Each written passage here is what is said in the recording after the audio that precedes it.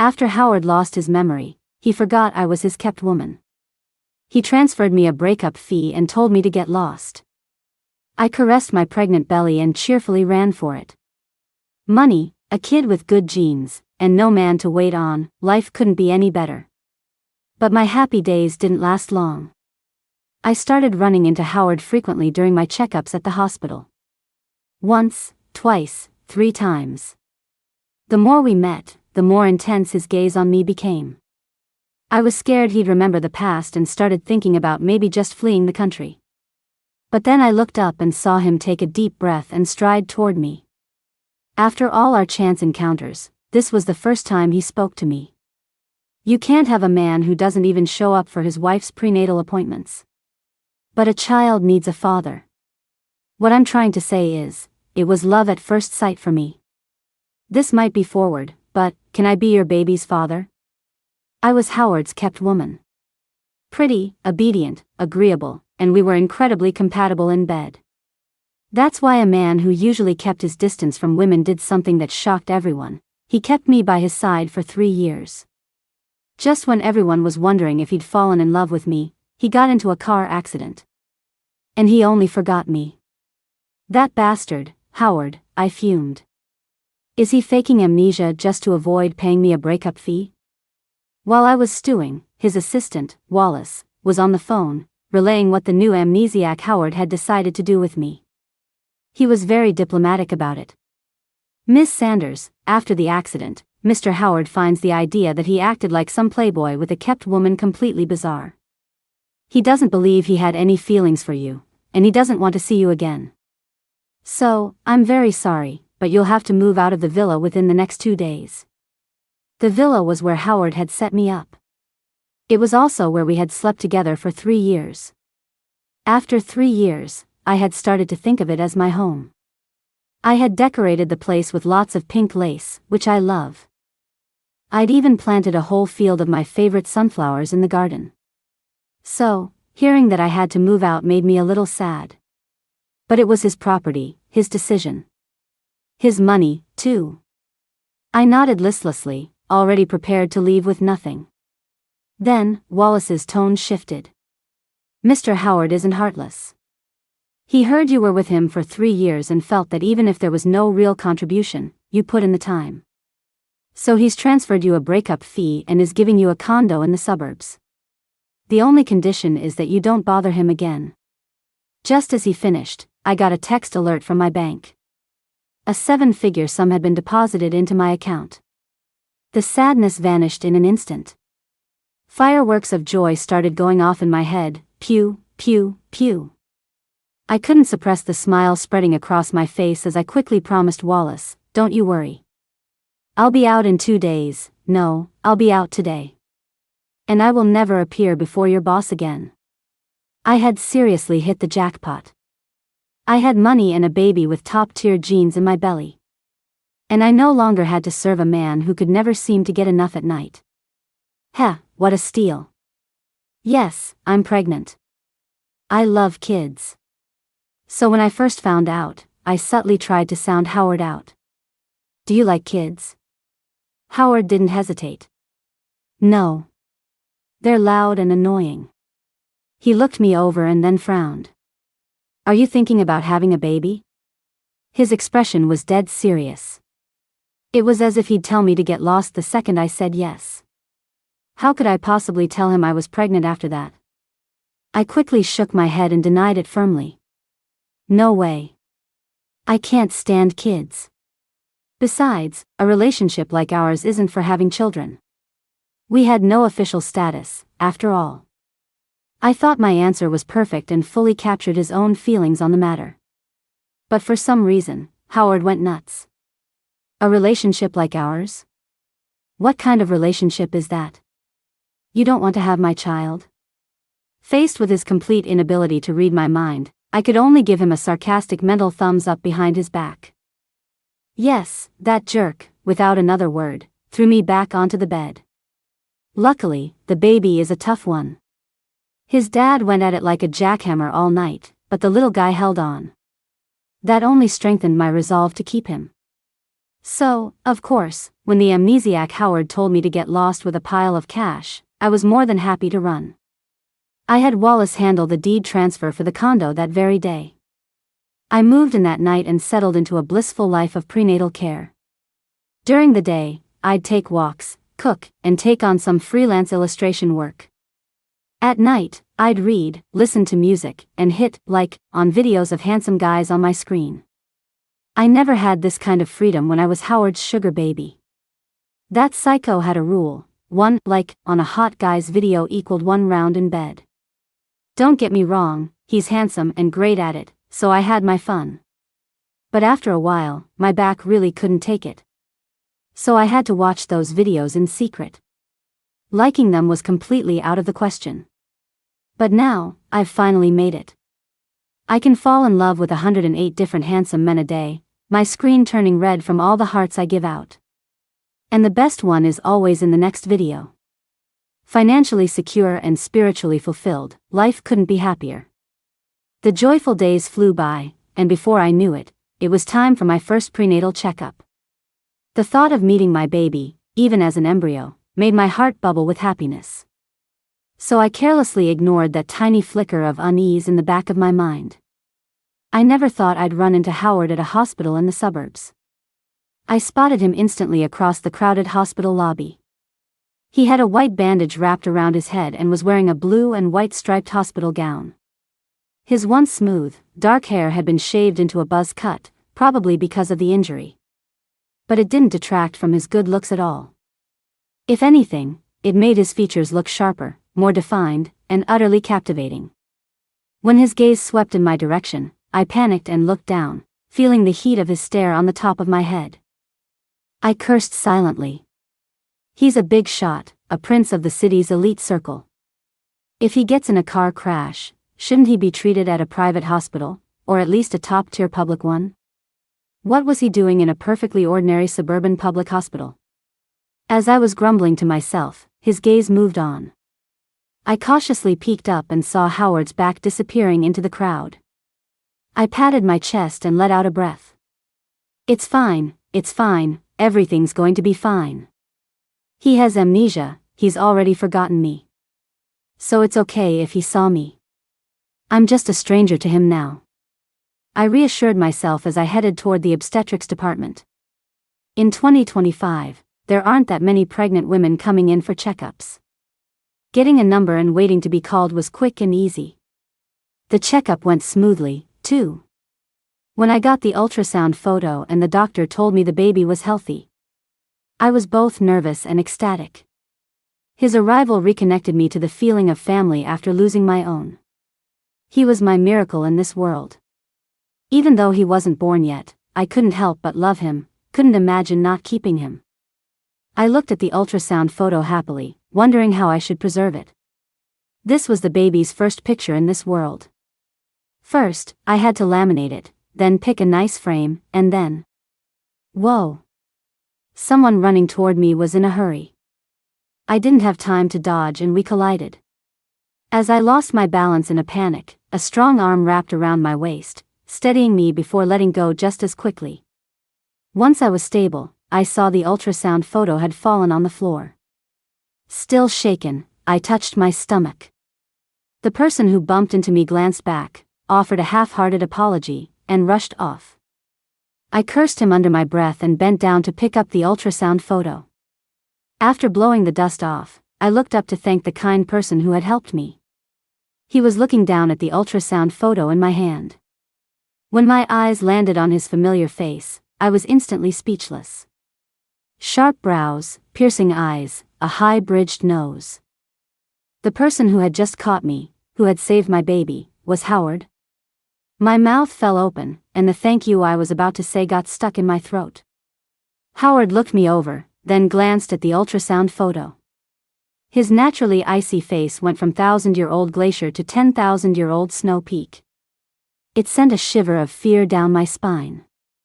I was terrified he'd remember everything and drag me off to get an abortion. Or worse, decide to keep the baby and make sure I never saw him again. The more I imagined, the more scared I became, and a sentence just popped out of my mouth: the baby's not yours. The moment I said it, I regretted it. Howard has amnesia. What was I babbling about? I was basically outing myself. I forced a smile and quickly tried to backtrack. Just kidding. Hey, handsome, thank you so much. My husband wasn't here, and it's a good thing you caught me. Otherwise, I'd have a lot of explaining to do. This baby is a big deal for my husband's family, the one we've been waiting on for years. The more I babbled, the more fluent my lies became. And the darker Howard's face grew. Finally, he couldn't stand my rambling about my husband's family line anymore. Without a word, he turned and walked away coldly. Oh my God, that was terrifying. I definitely have to go to a different hospital for my next checkup. I patted my chest, watching his retreating back. After that day, I spent a few anxious days at home. Other than one call from Wallace asking if I still wanted the big pink teddy bear from my old bedroom, I heard nothing else about Howard. I let out a huge sigh of relief. Slowly, I returned to my peaceful, baby-nurturing routine. Soon, it was time for my next checkup. This time, I chose the top-rated hospital in the city. As I casually made my way there, I thought to myself, there's no way Howard also transferred from that suburban hospital to this one, right? Turns out, he absolutely could. Hospital lobby. Seeing Howard not far away, I was completely dumbfounded. Howard has always been very perceptive. He immediately looked over at me, his brow furrowing slightly. He was probably also wondering why I had suddenly shown up at this hospital. After all, you don't just change hospitals for prenatal care on a whim. What rotten luck. If I'd known Howard was here, I wouldn't have come. He was staring at me for too long. I couldn't ignore him, so I raised a hand and gave a little wave. Hey, handsome, what a coincidence. You here for a checkup too? Oh, are you here to get your dressing changed? The amnesiac Howard was quite rude. He shot me a cold glance, turned around as if he didn't know me, and walked away. Back when I was his sugar baby, if we ran into each other outside, he would have come over to stroke my head or kiss my cheek. But now, TSK. I stuck my tongue out at his retreating back and scurried off to the OBGYN department. This checkup also went smoothly, and I got the second photo of my baby's life. In a mother's eyes, her child is always a beauty. To properly admire my baby's cuteness, I found a bench to sit on. The baby was still just a tiny little thing. But the more I looked, the more I loved it. I couldn't tear my eyes away. Until someone collapsed in front of me with a thud, like they were faking a fall. I jumped up, startled.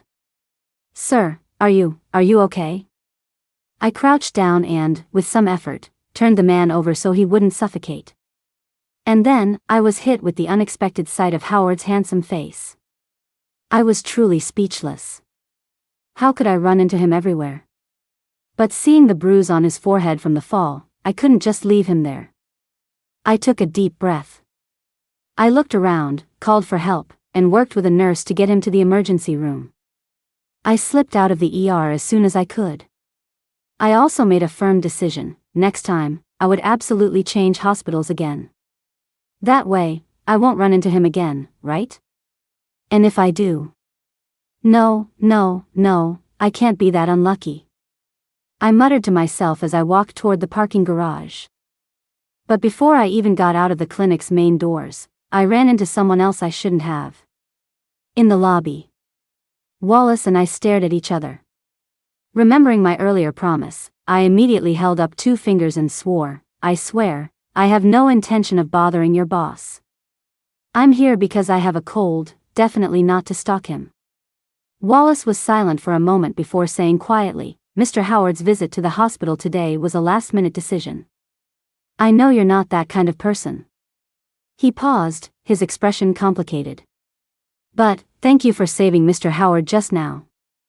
I breathed a sigh of relief and waved my hand. Don't mention it. This is a hospital. If it wasn't me, it would have been someone else. I'm terrible at small talk, so I said my goodbyes and was about to bolt. Suddenly, Wallace called out from behind me, his voice hesitant. "Miss Sanders, maybe you should go see Mr. Howard. He probably doesn't believe in his feelings for you because he hasn't really seen you. Maybe if he sees you, he'll remember everything." No thanks. We've already met several times. It's useless. Howard has truly forgotten me. Besides, now that I'm pregnant, how could I dare to show my face around him? What if he gets his memory back and doesn't want the baby? Then even crying a river wouldn't do me any good. I immediately refused. No. Gathering my thoughts, I advised him earnestly, "Wallace, your boss specifically said he never wanted to see me again. How could you go against his orders for the sake of our minor acquaintance? So, please, don't mention me to Howard." After my checkup that day, I went home and immediately listed the condo with a real estate agent that night. You can't be too careful. It was one thing for the amnesiac Howard to see me at my prenatal appointments. But being caught by Wallace, who knew everything, was a disaster waiting to happen. If he found out I was pregnant, he would almost certainly report it to Howard. The Howard from before the accident didn't like kids. The post-amnesia Howard would like them even less. In that case, my baby and I would be in mortal danger, 99.9%. I grew up in this city and didn't want to leave. So the only option was to move to a place far away from Howard. And, of course, switch to a new hospital for my checkups. This time, I absolutely cannot run into Howard again. Third prenatal checkup. Damn it, I ran into Howard again. In the clinic lobby. He was standing at the entrance to the hallway in a custom-tailored suit, looking like he was about to attend a billion-dollar project meeting. The hair that had been shaved off due to his injury had now grown to ear length, and he was gradually starting to look like his pre-accident self again. Except his aura was even colder than before, like eternal snow, like ancient ice. His eyes were as dark and murky as a deep pool, locked tightly on me. I stood a short distance away, not daring to walk past him. As I cursed my bad luck, I wondered if I should just flee the country. If I went abroad, even if he remembered everything, it wouldn't be so easy for him to find me. The more I thought about it, the more feasible it seemed. It would be hard to leave my home, but it would be worth it for the baby. And if I really wanted to come back, I could always wait until the baby was a little older. Once I had a plan, I felt a wave of relief. Looking at Howard again, I wasn't as scared. I even looked up and gave him a small smile. But then I saw him take a deep breath and stride toward me. After all our chance encounters, this was the first time he spoke to me. You can't have a man who doesn't even show up for his wife's prenatal appointments. But a child needs a father. What I'm trying to say is, it was love at first sight for me. This might be forward, but, can I be your baby's father? I blinked, thinking I must have misheard. Howard looked down, a hint of shyness in his cool demeanor. "Miss Cora, I don't mind that the baby you're carrying isn't mine. I'll take good care of him." I was silent. I was dumbfounded. My feelings were a complicated mess. All because of Howard's sudden bout of insanity. He said before that he didn't like kids. Turns out he just likes playing stepdad, not being a father to his own child, huh? Give me a break. I immediately rolled my eyes at him 108 times and sneered, "My child has his own father. Why would he need you?" Howard's face soured for a second. But in the next moment, his resolve returned. He declared with conviction, "A man who doesn't even accompany you to your checkups? How can he be a good father?" "He can't, but you can." "I can." "I don't believe you. Venmo me $500,000 and show me what you're made of." Howard looked down. Howard made a transfer. And then, he looked at me with deep affection. "I have a lot of money. I'm really a great choice to be your husband, and the father of the child in your belly." I stared silently at my phone, which showed $1 million had just been deposited into my account. I was utterly speechless. Huh? Wallace, who had appeared at some point, let out a confused sound, his mouth agape. He looked at Howard and me with an indescribable expression. "Excuse me, are you two role-playing or something? I'm not playing. Your boss has lost his morals and is insisting on being the other man. 3 checkups, 3 different hospitals, and I ran into Howard every single time. With coincidences piling up like this, I finally gave up the struggle. I agreed to go home with Howard. To give him the chance to be the other man. Wallace was driving, and the moment he got behind the wheel, he asked, "Back to the villa?" "Yes," I answered, as if it were the most natural thing in the world. "No," Howard vehemently refused. I shot him a light glance. "Why not? Are you hiding another woman there?" Howard froze for a second, then went silent. After a long pause, he finally mumbled, "There shouldn't be." Shouldn't be. Listen to him. Is that something a human being says? Howard's voice got quieter and quieter. I was in a car accident a while ago and lost some of my memory. According to Wallace, I used to have a girlfriend, but I can't remember her at all. I swear I have no feelings for her, and I've already sent her away. The one I love now is you. From the moment I first saw you, I felt like we were meant to be together. Oh, so you have absolutely no feelings for me anymore. I listened to his declaration of loyalty with a blank face. Beside me, the highly educated, high IQ Wallace was stunned. He snuck a peek at me and tried desperately to signal Howard with his eyes. You definitely remember her. Howard's brain short-circuited and he didn't get the signal. He said with absolute certainty, I don't remember. Then he turned to me, full of affection, you're the one I like. I don't care that you're married, and I don't care that you're pregnant with another man's child. I want to marry you.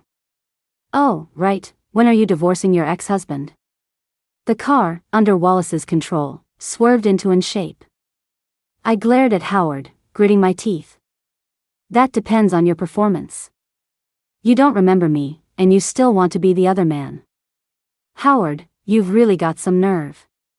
When we got to the villa, I secretly texted Wallace. I told him to act like he didn't know me. And he was forbidden from revealing that I was Howard's former kept woman. Wallace glanced at Howard with pity, nodded, and scurried away, sweating bullets. I strolled into the villa like I owned the place. Maria, who was trimming flowers in the yard, saw me and ran over happily. She peeked at Howard's expression and whispered, Miss Cora, are you and Mr. Howard back together? I nodded and whispered back, yes, but he had a car accident and his memory is jumbled. He thinks I'm someone else's wife, so don't take it seriously if we do anything weird. We're just playing a game. Maria's eyes lit up with understanding. Oh, is it that thing young people like to do now? What's it called? Role-playing, right? I smiled and nodded. You're so smart, Maria. I glanced back at the clueless Howard. A wicked smile spread across my face. I went straight to the second-floor bedroom and changed into a nightgown. When I came out, Howard was standing at the door. He looked up at me, his eyes lighting up for a moment. That dress is beautiful. I can't believe the clothes I had someone buy for you arrived so quickly. I lifted the hem of the skirt and twirled, smiling sweetly. Oh, this belonged to your old sugar baby. Of course it looks good, right? Howard's already icy face froze solid. I immediately shot him a cold look. Are you saying you don't want me to wear it? Howard shook his head frantically. No. I smiled, stepped forward to kiss his lips, and met his gaze, my eyes full of mirth. Good. You want to step up and be my husband, don't you? Why so shy now? Howard's ears turned red. He looked away, his eyelids fluttering. WWE should wait until you're divorced. My slender fingers traced his Adam's apple, tapping it lightly. You've probably heard that pregnant women have stronger needs. If you can't handle it, I'll just go back to my Bob. I hadn't even finished my sentence before Howard, his eyes dark with desire, swept me up into his arms, strode into the bedroom, and placed me on the soft silk sheets. He leaned down and kissed me. His eyes were dark and filled with longing, his face a mixture of guilt and struggle. But from start to finish, he never showed any sign of stopping. I had only meant to tease him. But after getting pregnant, my hormones are easily stirred. I was kissed into a daze and forgot to say no. He was mindful of my belly and wasn't too rough. But it was slow and long, leaving me hanging. My face flushed, I begged him to go faster. He kissed my fingertips, his voice a seductive whisper, "Whose name are you calling out now?" I couldn't stand the teasing anymore and slapped him hard. He sped up, his eyes even redder. "Why won't you say it?" Hubby?" Howard's movements paused, and he bit my finger fiercely.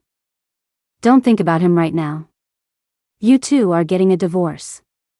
Amnesiac Howard was completely shameless. I closed my eyes, simultaneously enjoying myself and wanting to die from laughter.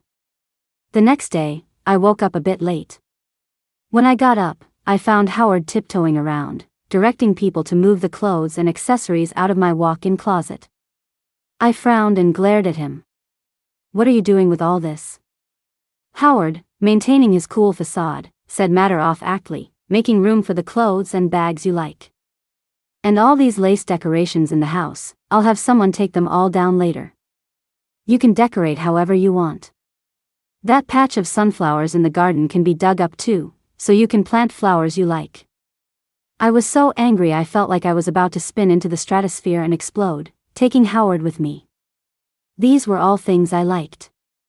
I had put so much effort into decorating this place. And now that he had amnesia, he wanted to tear it all down for a woman he'd only met a few times. I was so mad I had to laugh. "How could you? Aren't these all your favorite decorations?" Howard replied without a second thought, "No, I don't, Lee." My eyes immediately turned dangerous. "Oh, so it was your old sugar baby who liked them." Howard might be a cool cucumber in public, but he could read a room, somewhat. He quickly shook his head. No, I like them." That's all I needed to hear. I expertly pulled a black suit with lace trim from the closet and threw it at him. "Darling, I knew you liked it. Hurry up and change into this for work." "I don't think so. I need to wear something more formal for work." "What's not formal about a black suit with lace trim?" Howard, his face a cold mask, slowly took the suit. When I was first decorating the villa, Howard was always unhappy about it. I had to wear out my poor back for a whole night just to save these lace decorations. Now that he has amnesia, his subconscious thinks he's with a new person and immediately wants to tear it all down. In his dreams. "You're going to wear that lace-trimmed suit whether you like it or not." At the breakfast table, I slowly ate the nourishing porridge Maria had made for me. Howard nervously tugged at the lace on his sleeve. He kept his face cool and muttered, "Do I really have to wear this?" I swallowed a spoonful of porridge and said leisurely, "You don't have to. I was actually planning on going to talk to Bob about the divorce today, but now I'm in a bad mood, so maybe I'll just skip it." No, I'll wear it. And I'll go with you to talk about the divorce." Since it concerned his chances of moving up, Howard immediately let go of the lace on his cuff. I glanced at him and snapped, "Go where?" Being the other man so brazenly, "Do you have any morals?" Howard instantly deflated, his majestic snow lion persona shrinking into that of a little quail. He still had the gall to argue. "I just met you a little later, how is that my fault?" "If it's not your fault, is it my Bob's fault?" I couldn't stand seeing Howard, with his holier-than-thou attitude, saying such immoral things, and immediately started lecturing him. "Then, give him more money?" My eyes widened, and I cleared my throat. "You should give him more. My Bob loves me very much." That afternoon, the Bob in question, received a huge sum of money transferred from Wallace. Wallace called me, his voice weary. "Ms. Cora, if you keep messing with Mr. Howard like this, when he gets his memory back, he might not be mad at you, but I'll be in deep trouble. If he gets mad and fires you, just package up all his recent dirt and sell it to his rival company." Wallace's mood instantly brightened. "That's a great idea." I gave Wallace another layer of insurance. Besides, This is just a little role-playing game between your boss and me. It has nothing to do with you, his assistant. Having Wallace on my side was a huge help. The moment Howard left the office, I got a message. Inside the coffee shop, I quickly ordered another coffee. Before long, I saw a familiar figure furtively appear in a corner. No wonder he was so cagey this morning when he asked for the meeting address. When I saw him go to work, I thought he wasn't going to show up. Luckily, the actor I hired to play Bob had arrived.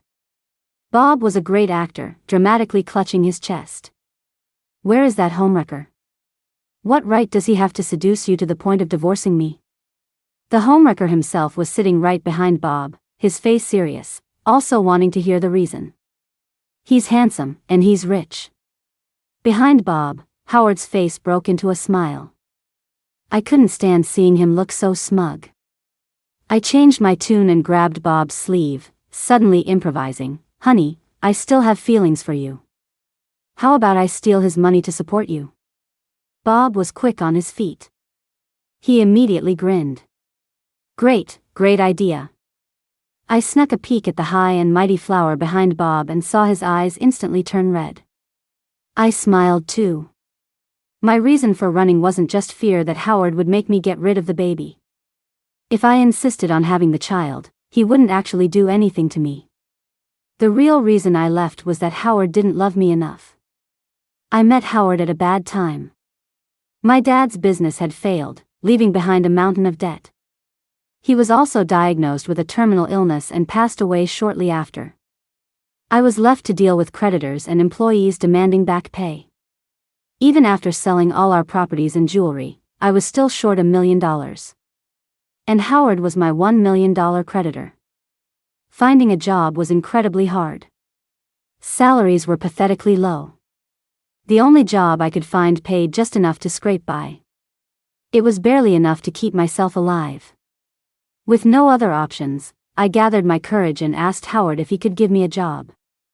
I would pay off the debt with my salary. He would just need to give me a small living allowance each month.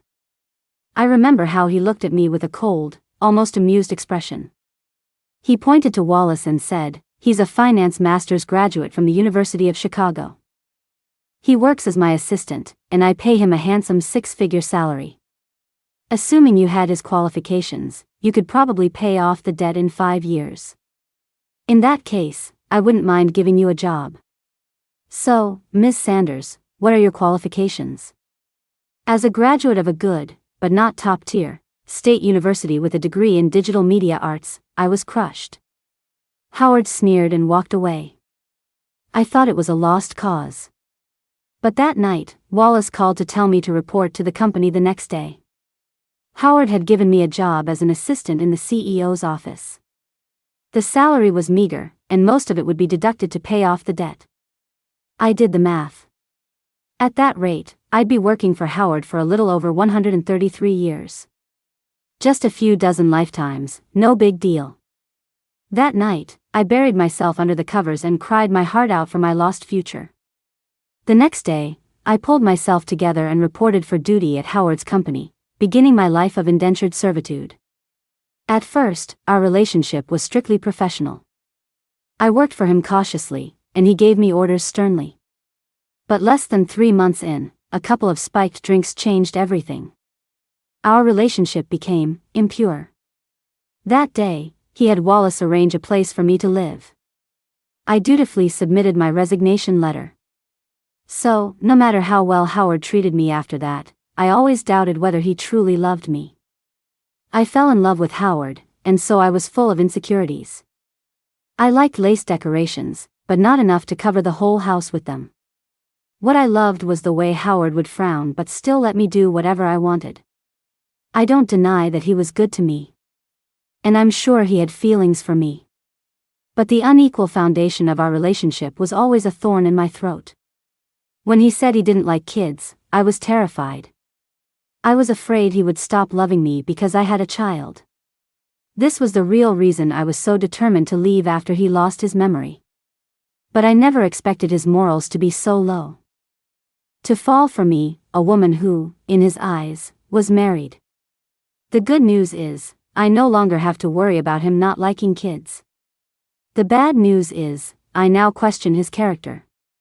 The morally bankrupt Howard didn't come home after work. Wallace said he was working late. I just don't know why it always sounded like a kettle was whistling in his office. I always knew Howard was a bit of a drama queen. A high and mighty flower in public, a crybaby in private. He was especially reserved in front of me. When he was upset, he would usually wait until I was asleep to hold me and cry silently. This was the first time he was crying like this out in the open. I felt a little guilty. I wondered if I'd taken things too far. Oh, well. I'll tell him the truth in a couple of days. At 1 a.m, as I was drifting in and out of sleep, Howard came back. He showered before coming into the room. He got into bed, wrapped his arms around my waist, and started crying. "Wah, you still love him, don't you? Just because I met you a little later, how can you love him? Wah, you're even using my money to support him. I don't care, you can support him, but you can't love him. And the baby in your belly, he can only have me as his father." Listening to his increasingly ridiculous sobs, I rolled over and slapped him. My way of telling him to cry quieter and not wake me up. But the guy just grabbed my hand and started kissing it, his voice choked with sobs. "Wifey, smells so good." The crying stopped. He started getting weird. Feeling my damp fingers, I thought, forget it. It was better when he was just crying. I settled back into my life of nurturing the baby at the villa. Sometimes I'd scroll through videos of handsome guys. Sometimes I'd tease Howard. Life was happy and blissful. Until one day, on a whim, I decided to look through the gifts Howard had given me over the years. I found a small gift box. Inside was a diamond ring. A silver white band with a brilliant diamond. The design was simple, but it was exactly my style. With trembling hands, I slipped it onto my ring finger. It was a perfect fit, as if it were made for me. I held the ring up to the light to examine it more closely. I could see a tiny inscription on the edge of the band, "E Love C." C was the initial of my name, Cora. So this was an engagement ring? I grabbed the box and ran downstairs to ask Maria, who was cooking.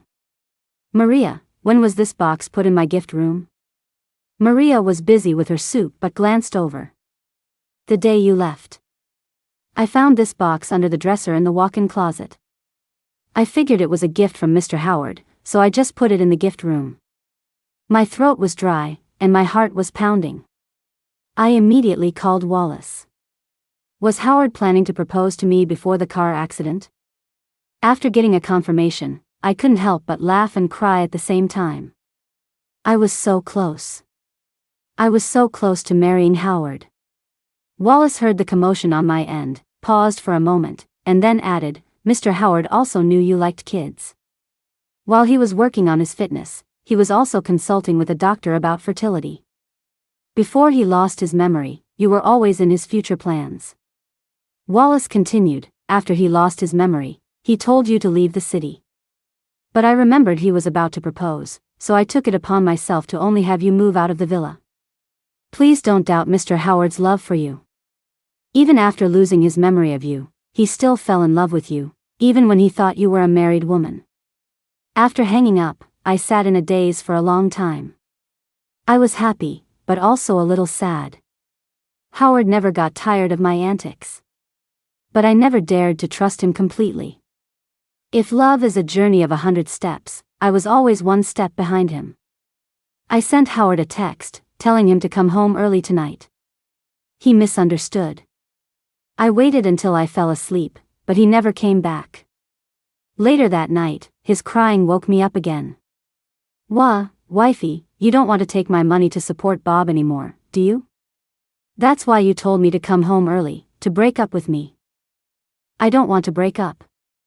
I can't leave you. The moment I saw you in the hospital, I felt so safe, so at ease. I want to be with you forever. Wah, wifey, I don't want to leave you." I touched his tear-streaked cheek and comforted him. "I'm not leaving you. We'll be together forever. Howard's crying stopped. He looked up and wiped his tears furiously. He instantly transformed back into Mr. Cool. No, Bob. Although his voice was still choked with emotion. I nodded and said softly, there's no Bob. I only have you. I hugged him and told him our story. I even showed him our photos together. Howard stared at me, half believing. Really? Really? If you don't believe me, go ask Wallace. Howard nodded and said okay. That night, we slept in each other's arms. The next day, Wallace called me. Mr. Howard asked me if the kept woman he used to have was you. I said yes. But I don't think he believed me. He kept giving me weird looks. What exactly did you tell him last night? I told him the truth.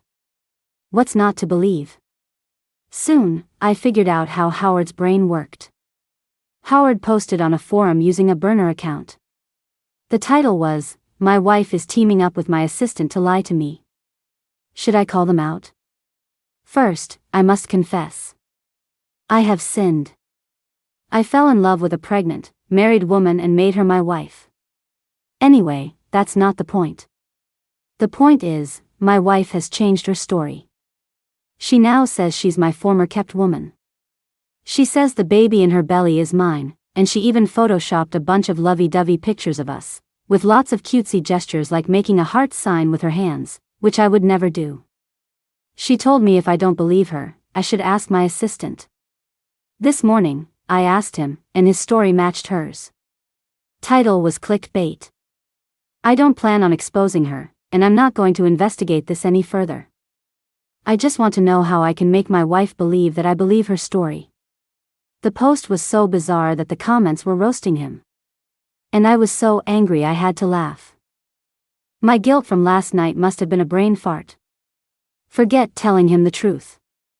Let him continue being the other man. When Howard came home that night, I was sitting there with a long face. My Bob usually steps into the house with his left foot, unlike some people who use their right.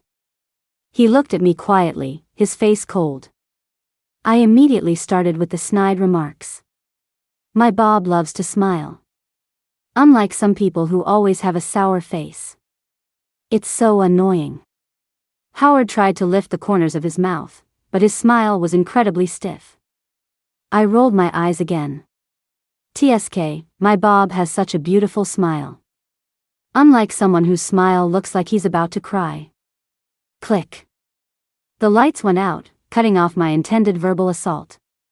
Howard went crazy, pouncing on me and devouring my mouth. Don't mention Bob. You're not allowed to mention him. I hate him. I couldn't get a word out the entire time, aside from little whimpers. Howard was truly furious. He'd thrown his cool guy persona out the window. He was crying and making love at the same time. I kind of wanted to cry too. From pleasure. Humph. This is the price you pay for not believing me. The next day, I dragged Howard to get our marriage license. 5 months later, I gave birth to a healthy baby. A year after that, when our child was learning to talk, I overheard Howard whispering to him, "Baby, I'm your real father. If you hear people gossiping later, you must not believe them." I was so mad I elbowed him.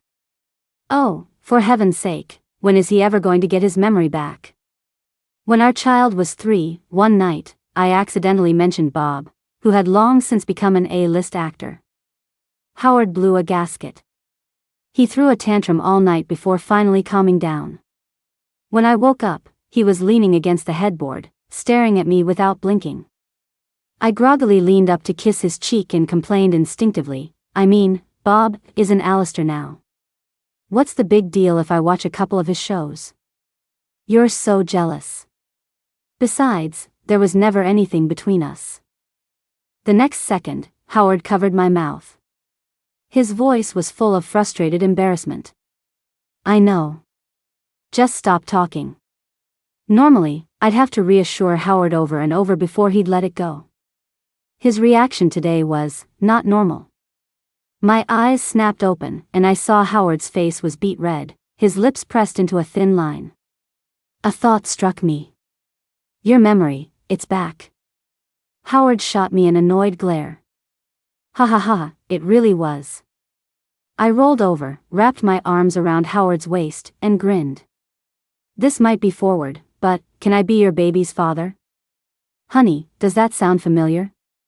Howard turned his head away in a huff, looking at the ceiling, the floor, anywhere but at me. I followed his gaze, my head bobbing up, down, left, and right, a cheeky grin plastered on my face. Who could have said that? It's such a mystery. Howard was so mad he was puffed up like a pufferfish. And my laughter sounded like 80 parrots. I was getting on Howard's nerves. He flipped me onto my back in a fit of pique and started kissing me like an unruly puppy. Cora, you're not allowed to laugh.